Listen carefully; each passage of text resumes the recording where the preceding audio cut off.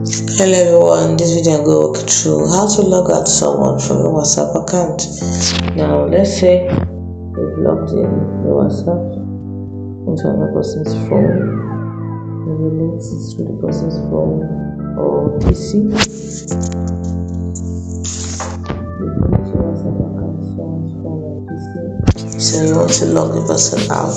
The first thing you do is tap on the three dots on the top right corner.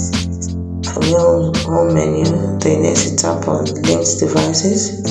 So you see the list of people. So you can see mine is Google Chrome. This doesn't belong to me, belongs to someone else. I logged in my WhatsApp there and linked it. So next thing I want to log that person out. So I tap on the device. I tap on log out, which is this option over here. It's a simple button. Hope you found this video helpful on how to log out someone from your WhatsApp account.